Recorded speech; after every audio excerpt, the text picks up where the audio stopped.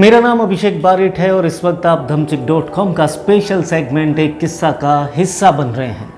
90 के दशक में जब टीबी जैसी बीमारी का नाम सुनते ही लोगों के होश गुल हो जाते थे, उसी दशक में एक डॉक्टर के चैम्बर में डॉक्टर ने हिचकिचाते हुए अपने एक मरीज को बताया कि उसे गले का कैंसर है। तो लाजमी था कि मरीज के होश गुल हो जाते, पर उस अधेड़ उम्र के आदमी ने मुस्कुराते हुए डॉक्टर से कहा कि हम राजकुमार हैं और हमें छोटी बीमारी हो भी नहीं सकती।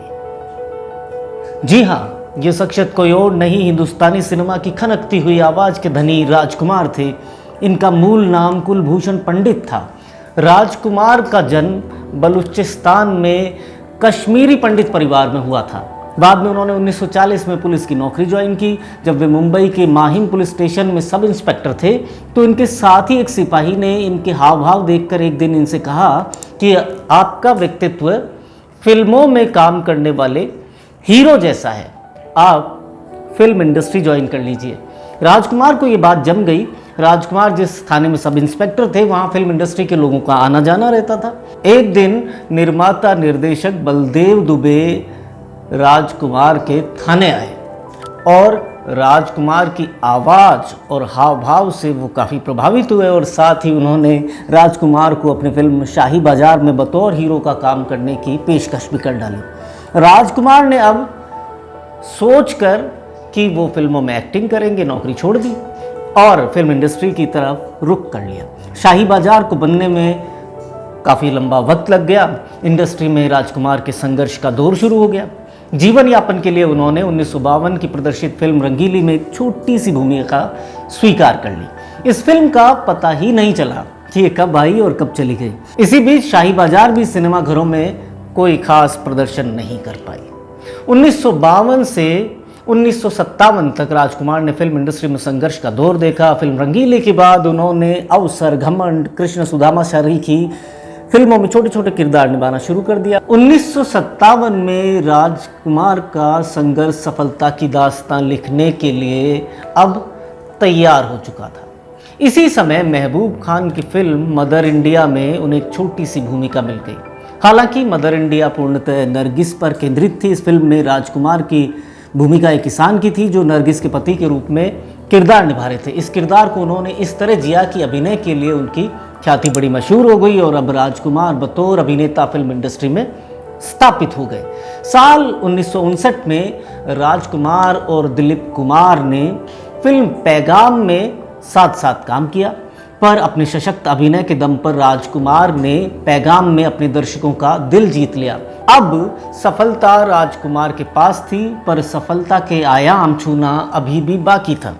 तभी 1965 में बी.आर. चोपड़ा की फिल्म वक्त में लाजवाब अभिनय से राजकुमार ने दर्शकों को अपना मुरीद बना लिया और इसी फिल्म का एक डायलॉग, चिनाय सेठ जिनके मकान शीशे के होते हैं वो दूसरों के घरों में पत्थर नहीं फेंका करते, ये डायलॉग बड़ा लोकप्रिय हुआ। वो आमजन की जुबान पर चढ़ गया। राजकुमार ने कभी अपने आप को सीमित दायरे में बांध कर नहीं रखा। उनके अभिनय में विविधता देखने को मिलती है। उन्होंने फिल्म हमराज में एक आर्मी अफसर का किरदार जिया तो फिल्म धर्मकांटा में उसी शिद्दत से एक डाकू का किरदार भी निभाया।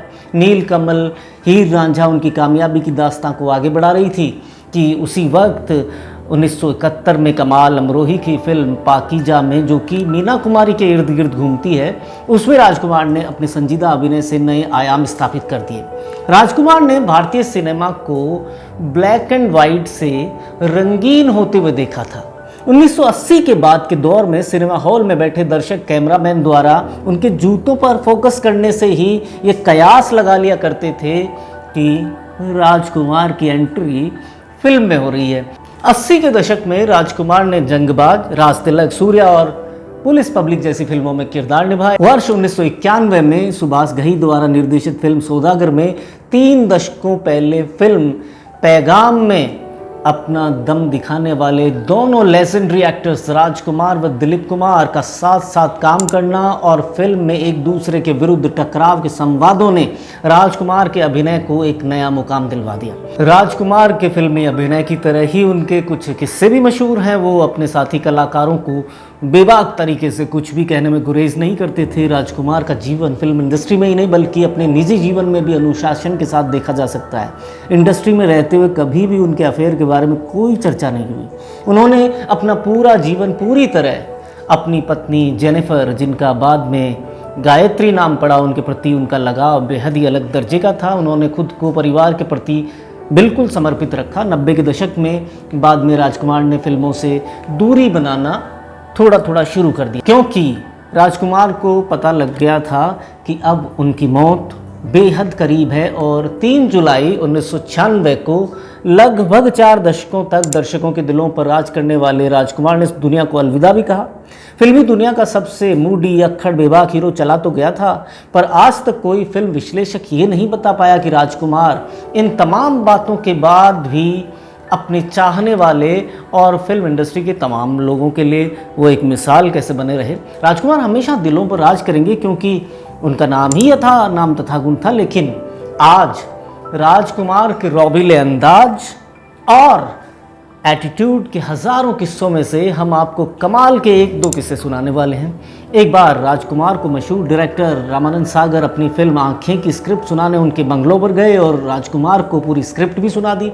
और तुनक मिजाज राजकुमार ने बड़ी शिद्दत से इस स्क्रिप्ट को सुना। फिर उन्होंने वो किया जो तूफान आने से पहले की शांति थी। उन्होंने अपने कुत्ते को बुलाया और उससे पूछा कि क्या तुम इस फिल्म को करोगे। कुत्ते ने कुछ देर राजकुमार को देखा और मुंह फेर कर वहाँ से वापस चला गया। तो राजकुमार जोर से हंस पड़े, ठहाके लगाए और रामानंद सागर से बोले, जानी ये फिल्म तो हमारा कुत्ता भी नहीं करेगा। और रामानंद सागर ने ये फिल्म धर्मेंद्र को ऑफर कर दी और धर्मेंद्र जिन्होंने इस फिल्म में जी जान लगा दी, क्योंकि इसके पीछे भी दरअसल एक किस्सा। दरअसल धर्मेंद्र राजकुमार के साथ पहले फिल्म काजल में काम कर चुके थे और इसी फिल्म के सेट पर वो राजकुमार से पहली बार मिले थे। और डायरेक्टर ने जब दोनों को मिलवाया तो राजकुमार ने धर्म को देखकर कहा कि कहाँ से उठा लाए जाने इस पहलवान को, इसे देखकर लगता है कि सीधे पहलवानी करके आ रहा है, एक्टिंग कैसे करेगा या फिल्म में पहलवानी करेगा। धर्मेंद्र को इस बात पर इतना गुस्सा आया कि उन्होंने राजकुमार की कॉलर पकड़ ली।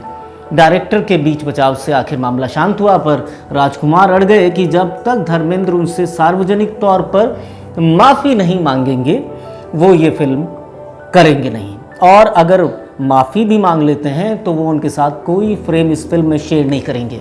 मीना कुमारी जो धर्मेंद्र को बहुत पसंद करती थी और धर्मेंद्र भी उनकी बड़ी इज्जत करते थे, साथ ही राजकुमार भी शादीशुदा मीना कुमारी को चाहते थे। मीना कुमारी के समझाने पर आखिर धर्मेंद्र ने राजकुमार से सार्वजनिक तौर पर माफ़ी मांग ली। लेकिन अब धर्मेंद्र को आंखें फिल्म मिली और उनको लगा कि ये वो वक्त आ गया है जब हिसाब बराबर किया जा सकता है। आंखें रिलीज हुई और धर्मेंद्र की ये फिल्म ब्लॉकबस्टर साबित हुई और आंखें उनके करियर के लिए मील का पत्थर भी साबित हुई। लेकिन राजकुमार तो राजकुमार थे। एक बार फिल्म जंगबाज की शूटिंग के दौरान सेट पर गोविंदा की शर्ट को देखकर राजकुमार बोले कि जानी शर्ट बहुत अच्छी है, कहाँ सिलवाई। गोविंदा को लगा राजकुमार जितने बड़े स्टार उनकी शर्ट की तारीफ कर रहे हैं, तो उन्होंने अपनी शर्ट उतार कर राजकुमार को दे दी।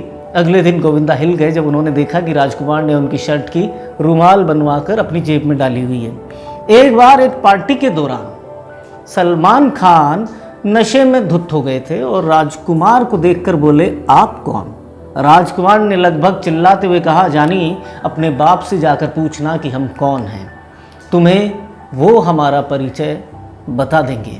और सलमान खान का ये सुनकर सारा नशा उतर गया। राजकुमार तमाम उम्र अपनी मर्जी के मालिक रहे और ज़िंदगी को उन्होंने अपनी शर्तों पर ही जिया। उनकी जैसी डायलॉग डिलीवरी वाला अभिनेता विरला ही कोई आता है और उनके तेवर तो सिर्फ उन्हीं के पास मिलते। और आज तक इतने तल्ख तेवर वाला दूसरा कोई अभिनेता हुआ ही नहीं जो निजी ज़िंदगी में बेबाक, जिंदा दिल हर फन मौला, ऐसा था।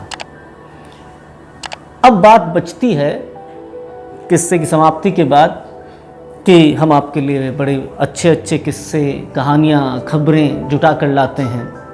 हम अपनी तरफ से इनके लिए खूब सारी मेहनत करते हैं और हम आपसे ये अपेक्षा करते हैं कि आप ज़्यादा से ज़्यादा इन्हें देखें, ज़्यादा से ज़्यादा इन्हें शेयर करें, अपने लोगों तक पहुंचाएं, हमारे चैनल को सब्सक्राइब करें, बेल आइकन को प्रेस करें, ताकि हमें इस बात से आपके प्रोत्साहन से हौसला मिल सके और लगातार हम अपना काम आपके लिए जारी रख सकें। इसलिए आपको वही करना जो आप हमेशा करते हैं, कभी कभी चूक भी जाते हैं, वो ये कि आपको हमारे चैनल को सब्सक्राइब करना है, बेल आइकन को प्रेस करना है और किस्सा कैसा लगा ये कमेंट सेक्शन में लिखकर हमें ज़रूर बताना है। आपसे फिर मुलाकात होगी, फिर किसी नए किस्से के साथ में, किसी नई खबर के साथ, किसी नई कहानी के साथ में।